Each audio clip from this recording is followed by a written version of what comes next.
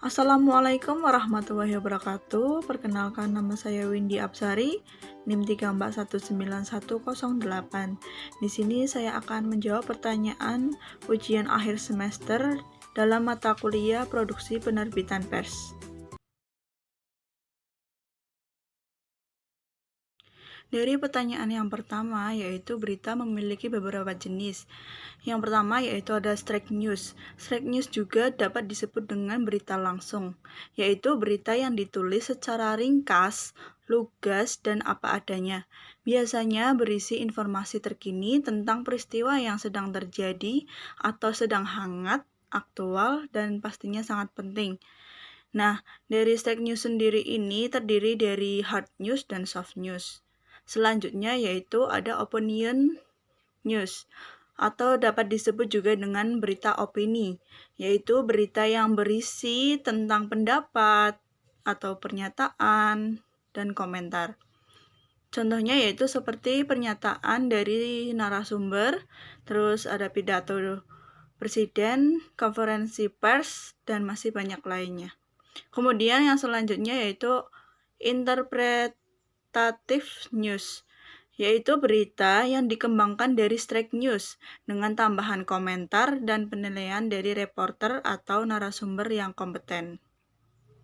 Selanjutnya yaitu explanatory news, yaitu dapat disebut juga dengan berita pengungkapan. Berita ini sifatnya menjelaskan secara detail dengan menguraikan sebuah peristiwa dengan data yang lengkap dan fakta yang dijelaskan secara rinci. Kemudian selanjutnya yaitu ada depth news atau in-depth news, yaitu berita yang mendalam dan dikembangkan dari berita yang sudah ada. Berita ini menonjolkan pada unsur how, bagaimana peristiwa itu terjadi, dan why, mengapa peristiwa itu terjadi.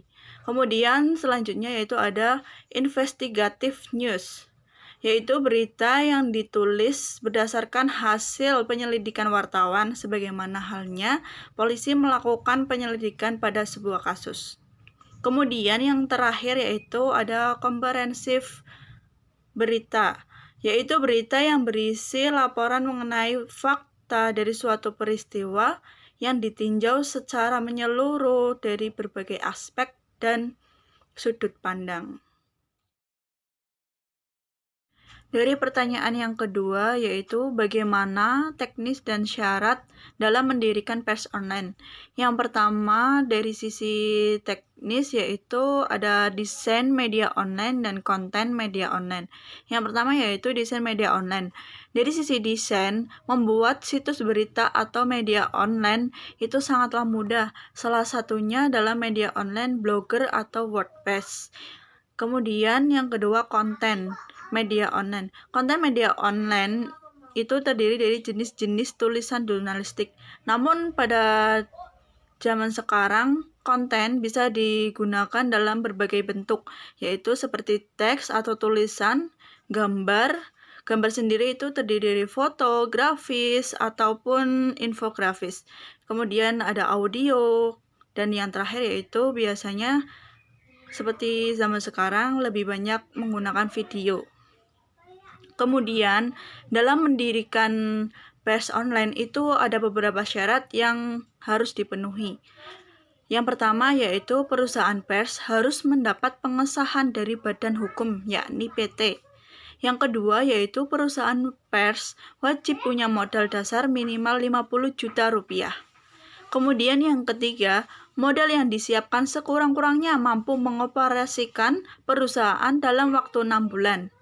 Kemudian yang keempat, perusahaan pers wajib memberikan upah wartawan atau karyawannya minimal sesuai UMK dengan total 13 gaji setahun.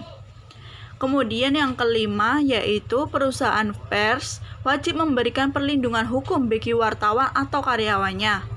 Kemudian selanjutnya yaitu perusahaan pers memberikan pendidikan dan pelatihan agar wartawannya mengikuti perkembangan zaman dengan cerdas. Kemudian yang terakhir, badan hukum perusahaan pers tidak boleh dicampur dengan usaha lain untuk kepentingan pribadi.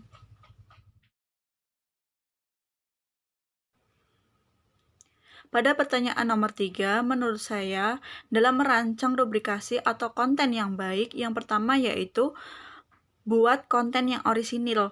Berarti itu asli konten kita tanpa menjiplak atau mengcopy paste milik orang lain.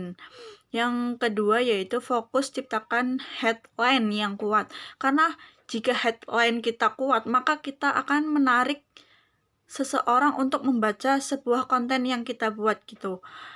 Kemudian yang ketiga bisa memberikan jawaban.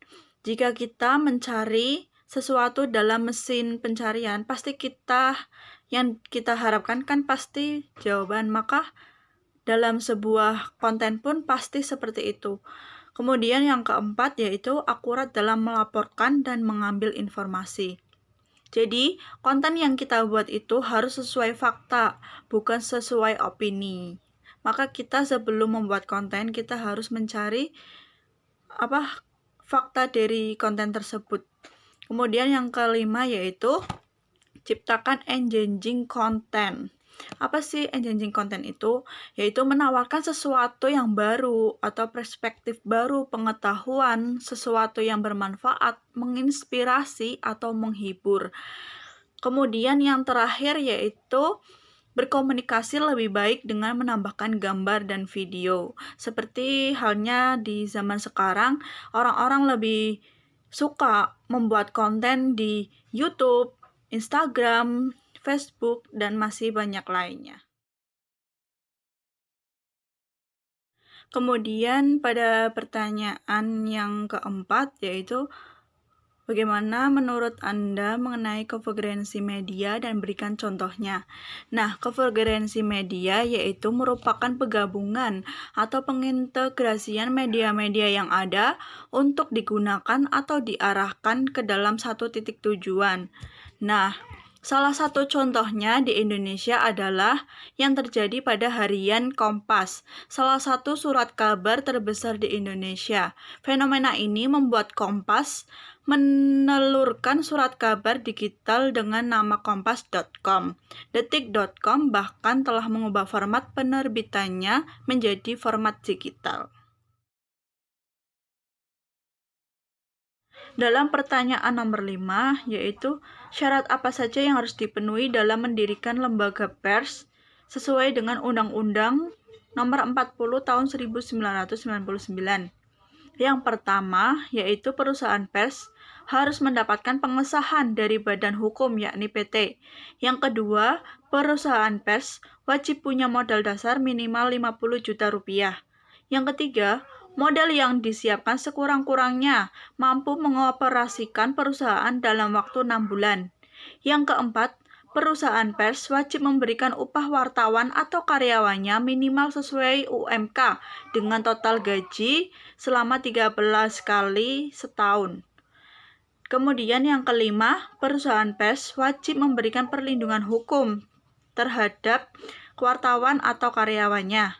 Yang keenam, perusahaan pers memberikan pendidikan dan pelatihan agar wartawannya mengikuti perkembangan zaman dengan cerdas. Kemudian yang terakhir, badan hukum perusahaan pers tidak boleh dicampur dengan usaha lain untuk kepentingan pribadi.